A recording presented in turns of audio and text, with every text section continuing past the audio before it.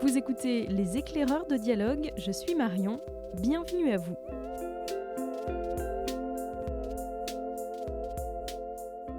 J'ai le goût du merveilleux, ce sont des restes d'enfance. C'est avec ces quelques mots de Romain Gary, extrait de La nuit sera calme, que je vous propose de démarrer ce nouvel épisode de notre podcast. Car il y sera justement question d'éblouissement des premières fois, de cet âge où chaque découverte est un trésor à apprivoiser, d'enfance en somme. Pour nous accompagner, j'ai le plaisir de recevoir Valentine Gobi, autrice de nombreux romans pour adultes, mais aussi pour la jeunesse. Son dernier livre, L'île haute, nous emmène à la rencontre de Vadim, jeune garçon de 12 ans qui vit à Paris.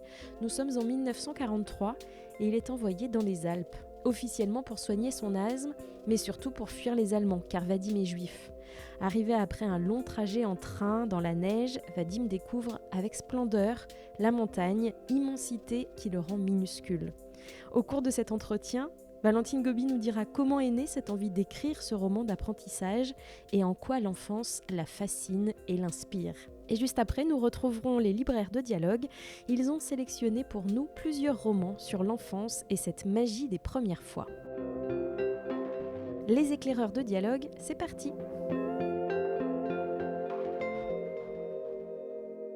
Bonjour Valentine Gobi. Bonjour. Merci beaucoup d'avoir accepté d'être l'invitée du podcast Les éclaireurs de dialogue.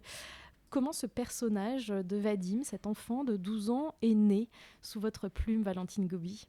C'était un livre que j'ai voulu écrire pour parler de l'émerveillement.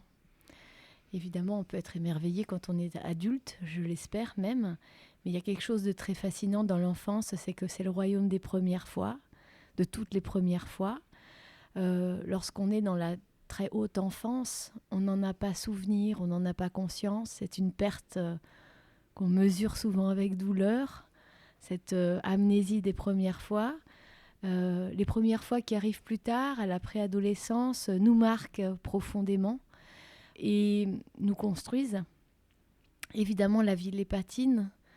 On connaît des premières fois tout au long de l'existence, mais celles-là ont une forme de radicalité, de nouveauté qui, je crois, est assez unique. Alors, ce qui m'intéressait beaucoup, c'était d'écrire à partir de ces situations de stupeur et d'éblouissement, en essayant de cultiver ce que j'appelle l'état d'enfance et qui, j'espère, peut habiter à l'intérieur de chacun de nous tout au long de la vie, c'est-à-dire cette grande disponibilité au monde qui nous entoure, à la sensorialité aussi qui est si présente justement dans l'enfance parce qu'on n'a pas encore le langage et que l'expérience organique, physique, immédiate est vraiment première. Je crois qu'elle est très belle cette expérience-là puisqu'elle nous relie les uns aux autres. Parfois le langage nous sépare.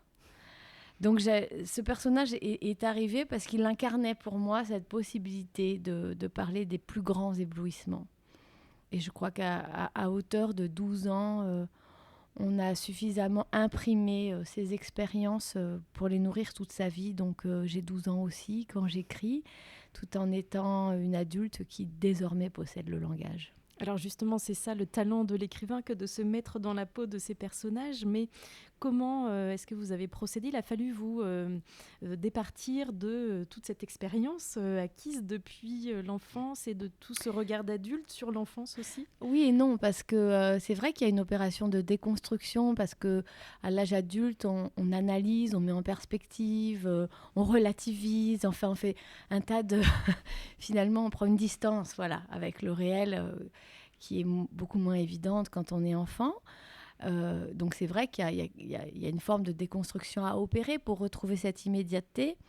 Et en même temps, je raconte jamais à la première personne du singulier. Je ne suis pas une enfant de 12 ans, je ne suis plus une enfant de 12 ans. Le grand cadeau que me fait la vie, c'est justement de me donner le langage pour essayer de restituer ce qu'à cet âge-là, je n'aurais pas pu restituer. Donc je n'écris pas avec la langue d'un enfant de 12 ans.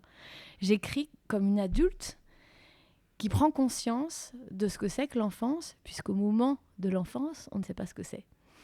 Et c'est vraiment cet exercice-là que je trouve passionnant. C'est vraiment la pleine conscience que je suis une adulte, que je regarde l'enfant depuis l'adulte que je suis, en ayant envie de le ressusciter, bien entendu, Donc c'est son point de vue que j'essaye de rendre, mais avec ma langue à moi. Un enfant de 12 ans ne pourrait pas s'exprimer de cette façon-là, bien entendu.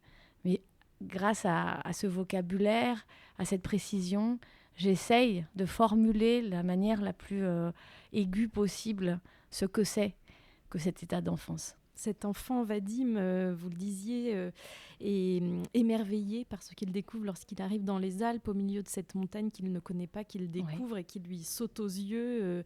Il n'a pas les mots pour dire à quel point ça l'éblouit. Il invente un autre langage à partir d'odeurs, de couleurs, de sons. Il est complètement... tous ses sens sont en éveil. C'est ça aussi la magie de l'enfance, c'est de réussir à traduire les émotions. C'est un grand travail de décodage, en fait, l'enfance. On n'a que des indices. C'est une enquête. C'est merveilleux, en fait, pour ça, l'enfance, c'est qu'on est dans l'énigme en permanence. C'est pour ça que l'imagination travaille de manière éperdue. Et c'est ça, je pense aussi, qu'on regrette, quelquefois, d'avoir laissé derrière nous. Le fait de savoir éteint un peu notre créativité. Tandis que là, en effet, il ne maîtrise pas le langage, mais au sens absolument strict du terme, puisqu'en plus, il arrive dans une vallée de montagne qui a son rapport propre à la terre, aux éléments, qui a sa langue pour désigner des objets, des phénomènes climatiques qui n'existent pas ailleurs, qui a une sorte de patois aussi, avec lequel elle nomme les choses qui peut-être à Paris, en ville, ou bien même dans la vallée d'à côté, porte un autre nom. Donc il est dans un grand travail de décodage, il voit des choses qui n'ont pas de nom, il entend des mots qui n'ont pas d'image, il va falloir accorder tout ça. C'est un peu le travail que font les nourrissons, que nous avons tous fait quand nous sommes venus au monde et qu'on a commencé à nous parler. Je veux dire, il y avait un abîme considérable entre les choses et le langage. C'est aussi l'expérience qu'on fait quand on est en immersion dans une culture, dans un pays qu'on ne connaît pas, dans une langue qu'on ne parle pas, que certains d'entre nous, dont moi, ma génération, on a fait quand on était plongé, par exemple, en Irlande, en 6e, dernier trimestre de 6e. On me dit, tu vas aller à l'école là-bas et tu vas aller dans une famille où tu vas parler cette langue dont tu ne connais que 2 mots. Ils ont des gestes, des façons de faire, de penser, des habitudes qui sont parfaitement étrangers. Voilà. L'enfance est un grand moment d'observation, de décryptage. Il y a quelque chose comme ça de l'aventure qui est à chaque moment de l'existence. Vous avez le souvenir, vous, Valentine Gobi, de moments d'émerveillement, de découverte d'une première fois qui vous a marqué? Mais j'en ai perdu beaucoup, comme nous tous, bien entendu. C'est forcément des reconstructions. J'ai l'impression de me souvenir, probablement que je me trompe. Mais la montagne fait partie, la montagne, les paysages de nature comme ça, dans lesquels j'ai eu l'impression de pouvoir me fondre, en fait, de me cicatriser par rapport au vivant, ont vraiment un éclat très particulier. Très, très particulier. J'ai quelquefois ressenti des émerveillements, et je le fais encore, heureusement, comme devant la montagne, avec la littérature aussi, bien sûr. Les premières poésies dans lesquelles on va comprendre que le langage n'est pas seulement là pour raconter des histoires, mais pour proposer des formes, un dépaysement qui passe par l'oreille, par les couleurs, par tous les sens. C'est quelque chose de merveilleux. Les premières poésies de Rimbaud, par exemple. Voilà, c'est rare. Ces premières fois dont je me souviens, mais j'essaye de les provoquer par l'écriture. En fait, souvent, dans mon travail de romancière, il y a l'idée de la genèse qui revient. Revenir au début. Le début, c'est pour ça que je parle d'état d'enfance et pas d'enfance. Le début, la première fois, c'est le jour où cette jeune déportée arrive à Ravensbrück et où elle n'est jamais entrée dans le camp. C'est le jour où cette jeune femme, ses parents étant placés dans un sanatorium à cause de la tuberculose, entend une nouvelle langue qui est la langue médicale et qu'elle n'a jamais connue. C'est le jour où cet homme dont on a coupé les bras va apprendre à nager et découvrir son corps comme un étranger, comme une étrangeté, grâce à la natation qui va lui redonner une place dans la vie. Ce sont que des figures, en fait, de gens qui deviennent étrangers à leur existence et qui doivent la réapprivoiser. Je trouve que oui, c'est vraiment ça qui fait le sel de la vie, c'est cette aventure, cette métamorphose perpétuelle, et l'enfance est vraiment le moment clé où ces sensations sont maximales. Mais ce n'est pas le moment unique, c'est vrai. Ça veut dire qu'il n'y a pas de nostalgie finalement, puisque ce n'est pas une perte. On peut aussi se recréer des premières fois, comme vous le disiez. Ouais, alors la nostalgie, c'est vraiment le sentiment dont je ne veux pas. Je ne veux pas regarder en arrière. Si l'enfance me manque, il faut que je la réinvente maintenant, à l'intérieur de moi. Ça n'appartient pas au passé. À travers vos livres, peut-être? Oui, bien sûr, à travers les livres. Alors, j'ai aussi essayé de la refabriquer. J'ai fait un enfant. Elle a 20 ans maintenant, mais je crois aussi c'est quand même ça aussi qui est très magique dans la maternité, dans la parentalité, je veux dire. Certains le revivent avec des neveux, des nièces, des voisins, enfin, des enfants auxquels on s'attache. Des professeurs le font aussi. C'est-à-dire, tout d'un coup, remettre ses pas dans un chemin qu'on a quitté sans en avoir conscience. Est-ce que c'est ça aussi qui vous a guidé vers la littérature pour les enfants? Parce que écrire l'enfance ou cet état d'enfance, c'est très différent d'écrire pour les enfants, la littérature jeunesse. Est-ce qu'elle est venue après? Est-ce que c'était une envie ou D'autant que c'est vrai que quand j'écris pour les enfants, pour le coup, il m'arrive d'écrire à la première personne du singulier. Pas toujours, mais ça arrive. Ça arrive que j'ai envie vraiment d'entrer à l'intérieur du personnage et pas seulement de le regarder, même si je me colle à lui. Je crois qu'il y a un rapport sans filtre au monde qui m'intéresse beaucoup dans la jeunesse. Les mêmes questions peuvent être vues tout à fait différemment selon l'expérience qu'on a. C'est comme ça que je me suis mise à écrire L'Anguille après avoir écrit Murène. Donc Murène, l'histoire d'un homme amputé de ses 2 bras. L'Anguille, l'histoire d'une petite fille qui naît sans bras et dont les corps étonnent, effraient, surprennent et finalement fascinent. C'est un livre sur le regard, mais le regard n'est pas du tout le même quand on est dans le monde adulte et quand on est dans l'enfance, parce que je crois que l'enfance n'étant pas éduquée, elle n'a pas peur de voir les choses et de les exprimer telles qu'elle les ressent immédiatement. Donc ça m'a aussi beaucoup intéressée de me placer à cet endroit-là où on n'est pas encore poli, raboté dans ses émotions. Quand j'écris pour la jeunesse, pour le coup, j'essaye d'être sans position de surplomb, vraiment. Et alors, j'ai beaucoup aimé aussi écrire pour la jeunesse parce que j'ai été professeure et que j'ai retrouvé ces âges-là. D'ailleurs, mon âge préféré, c'est 12 ans. C'est vraiment les petits collégiens que j'avais. C'était les classes que je préférais, 6e, 5e. Donc souvent, mes enfants ont 12 ans dans mes livres. C'est vraiment cet âge-là. C'est un âge de transition qui est assez merveilleux parce que il y a encore de l'enfance, mais il y a déjà un début d'adolescence, c'est-à-dire des conflits de loyauté, des envies, des besoins, des nécessités de rupture et en même temps une grande culpabilité à le faire. On est entre les héritages et puis les choix qui nous emmènent ailleurs que là où on nous a formés. C'est un âge qui est passionnant, de questionnement. On parle souvent de l'adolescence, mais moi, cette lisière-là m'intéresse beaucoup. Cette lisière-là... ce moment où on décide de sauter vraiment dans un autre monde sans y être tout à fait encore. Voilà. J'ai vraiment eu des relations très très belles avec mes élèves et je pense que c'est eux qui m'ont donné envie d'écrire pour eux. C'est vrai que j'ai commencé par la littérature adulte. Au début, c'était de la commande. On m'a demandé d'écrire, c'était chez Gallimard, à l'époque, Gallimard Jeunesse, et puis petit à petit, les choses se sont un petit peu enchaînées par la commande, de manière à ce que... Enfin, je me suis mis à beaucoup travailler, notamment sur l'immigration des enfants migrants. Et puis, un jour, c'est moi qui ai proposé mes propres projets. Et donc, j'explore alternativement, généralement, voilà, la littérature à travers un regard jeunesse, un regard adulte. Ça se complète. Ouais.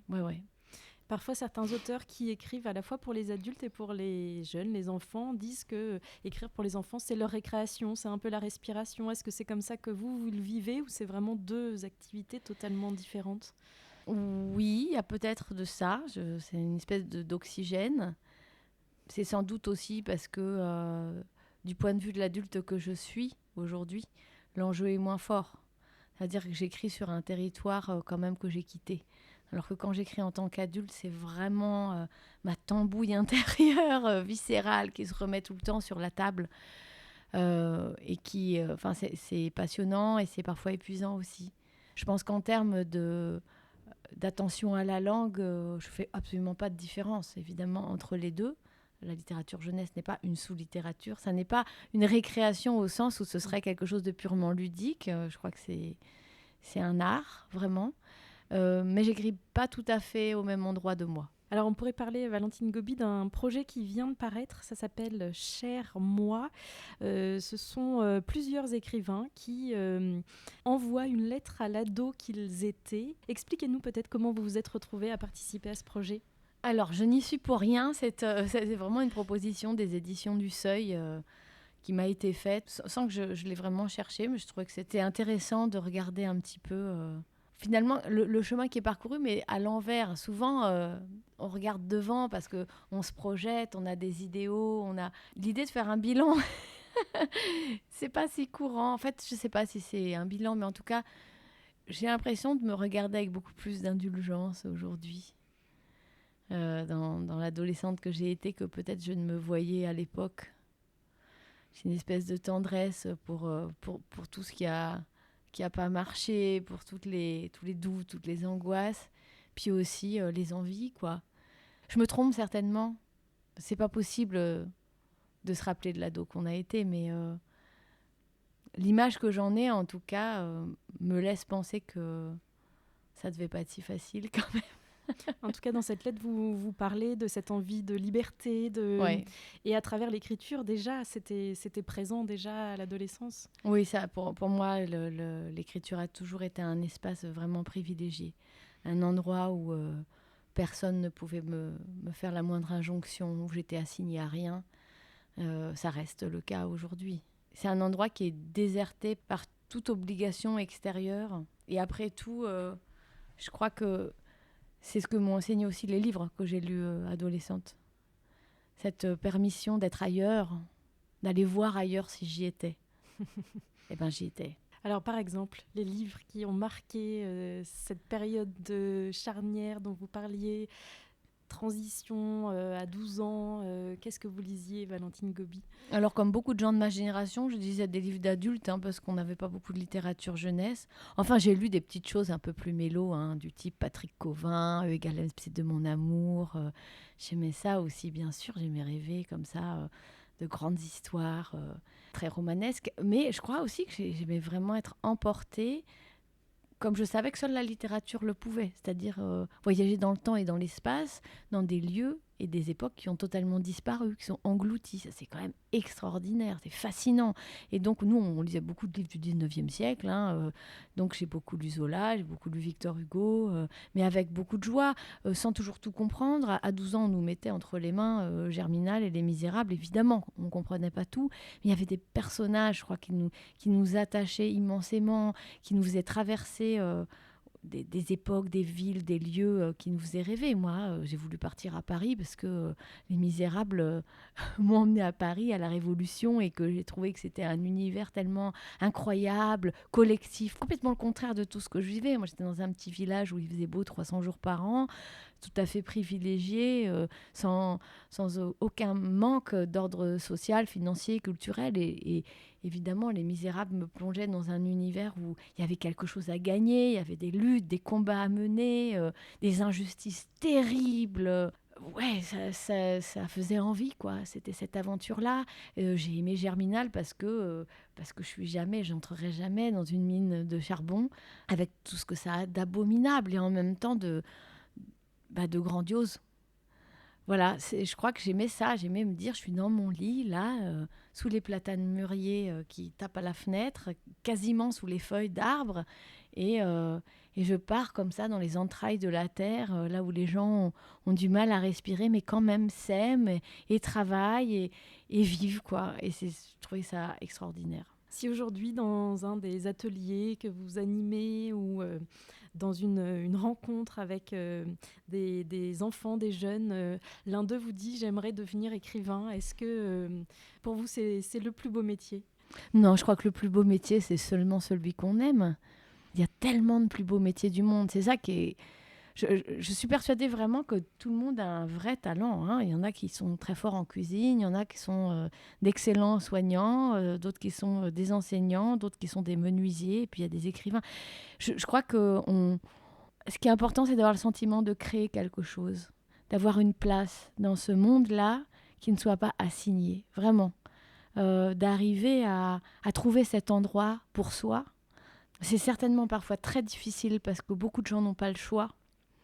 Et puis on a le droit de se tromper, on a le droit de recommencer, bien sûr. Si l'école doit servir à quelque chose, c'est bien à ça. Bien sûr, il y a un socle de connaissances communes à apprendre, mais révéler le talent d'un enfant, qu'il arrive à trouver sa place qu'il donne un sens à sa vie, oui. Un peu comme votre personnage Vadim qui trouve sa place au cœur de cette montagne dans l'île haute. Oui, il devient une montagne, lui, c'est ça son ambition. Merci beaucoup Valentine Gobi pour cet échange autour de cet état d'enfance.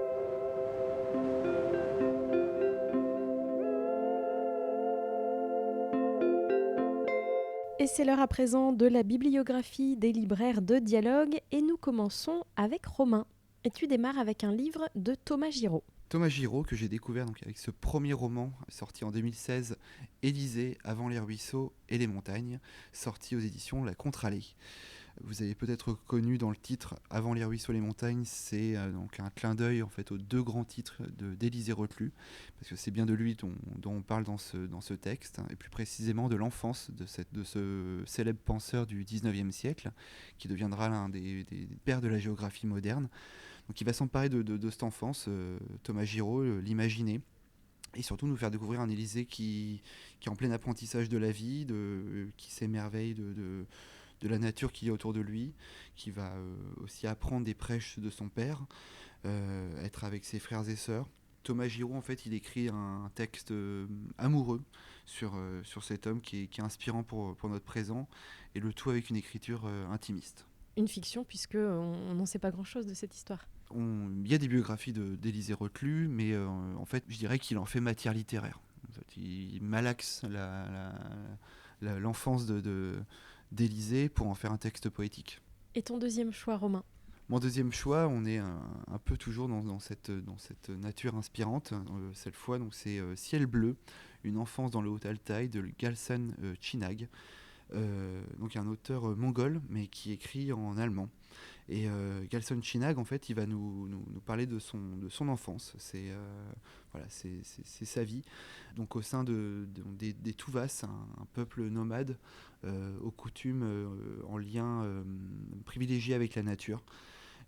Chinag, il va nous proposer donc un voyage sensoriel à travers son apprentissage de la vie, de l'amour qu'il porte pour les siens, notamment pour sa grand-mère qui est extrêmement importante à ses yeux, pour les animaux qui l'entourent, notamment son chien.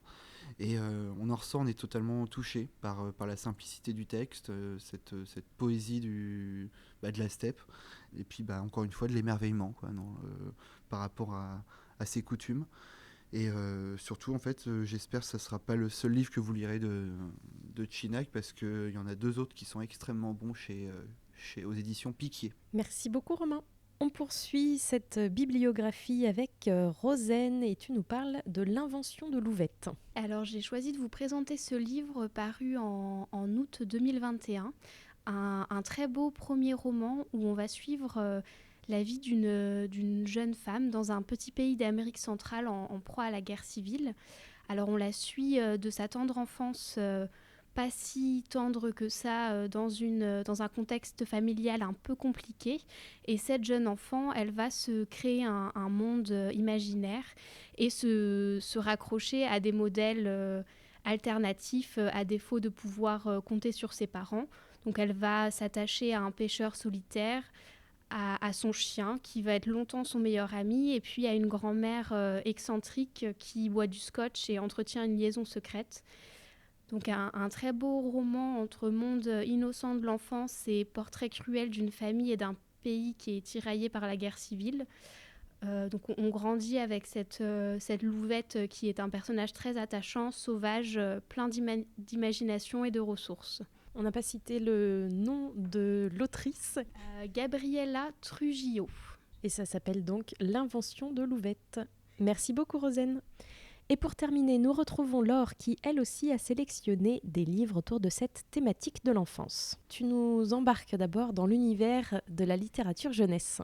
C'est vrai que lorsqu'on évoque la notion d'émerveillement dans la littérature, je pense nécessairement à la littérature de jeunesse et aux auteurs qui participent à son existence. D'ailleurs, une grande partie de sa création repose sur cette notion, une émotion vive, spontanée, joyeuse que l'on attribue si naturellement à l'enfance et que l'on tente par le biais de l'art, de la littérature, de préserver, car semble-t-il l'émerveillement, cet état de grâce qui nous prend par surprise, nous procure un bonheur immédiat et ne nécessite aucune analyse, se perdrait à l'âge adulte. La littérature de jeunesse, écrite par des adultes, cherche en quelque sorte à faire revivre cette émotion, telle une Madeleine de Proust. Elle nous invite à renouer avec l'enfance, un lieu qui accueille une authenticité et un retour à l'essentiel.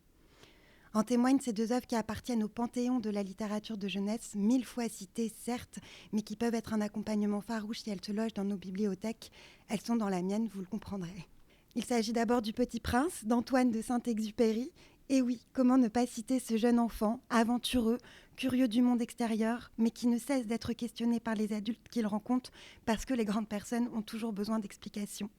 Le Petit Prince, un être qui n'a pas peur de s'approcher de l'inconnu, qui aime les couchers de soleil et le langage des choses muettes, apprend à notre aviateur à s'émerveiller un temps, à s'émerveiller à nouveau au monde qui l'entoure. Un siècle plus tôt, chez nos voisins anglais, naît Alice au pays des merveilles de Lewis Carroll, où le merveilleux est sans sas. Notre héroïne est propulsée dans un monde onirique, un génial terrain de jeu pour implanter la notion même d'émerveillement qui s'exprime par l'irrationnel, la fantaisie, l'humour. Lewis encourage son héroïne à rêver, s'aventurer, désobéir, répliquer. Il crée ainsi une littérature subversive qui ne respecte pas toujours les valeurs conventionnelles du monde adulte. Le Petit Prince et Alice au pays des merveilles sont deux fables qui nous apprennent qu'il ne faut jamais bloquer la possibilité de l'émerveillement par l'attendu. C'est en quelque sorte une lutte contre l'ennui qui implique de faire corps avec le monde. Mais si cet état est essentiellement réservé à l'enfance, comment le vivre ? Car l'enfance se perd très vite. Comment alors retrouver les éléments de l'enfance ? En réponse à cette question surgit l'œuvre de Camus, et notamment L'Étranger, où notre héros renoue avec l'émerveillement lorsqu'il apprend que sa vie touche à sa fin, une sorte de mort heureuse. Peut-être que l'émerveillement, dans sa forme la plus authentique, la plus pure, ne touche que le début et la fin de nos vies, aux frontières de l'inconnu, puisque la naissance s'oublie et la mort nous est étrangère. On a 4 heures. C'est vrai que l'enfance est un état de grâce qui se perd dès lors que le monde adulte s'assoit sur lui avec son lot de problèmes ou de désastres. Tel un deuil, par exemple, celui d'une mère dans Zizi Cabane de Bérengère Cornut, paru aux éditions du Tripode en cette rentrée de septembre 2022. Cette histoire nous raconte la vie de 3 enfants nés au sein d'une famille fantaisiste, joyeuse, au sein de laquelle on se surnomme aussi par des prénoms rigolos. L'aîné se surnomme Béguin, le second Chiffon et la dernière Zizi Cabane. Ces surnoms rigolos installent du merveilleux dans leur quotidien, mais au bout d'un temps, ne suffisent plus à penser la perte et la dureté des imprévus. Une fois adulte, la jeune sœur souhaite qu'on l'appelle par son prénom et non plus Zizi Cabane. C'est une nécessité pour avancer, s'imposer dans le monde des grands. Mais l'émerveillement, s'il reste un souvenir, il peut alors s'éveiller à tout moment.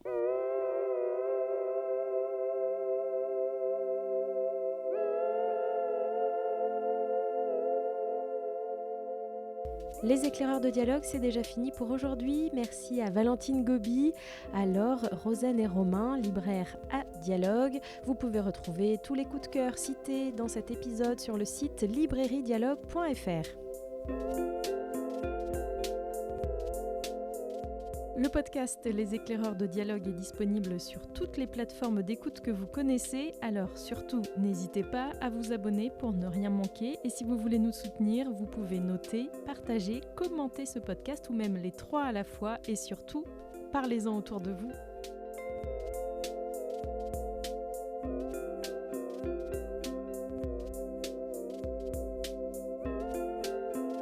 Je ne sais pas vous, mais de mon côté, il me tarde déjà de vous retrouver pour de nouvelles découvertes. À très vite!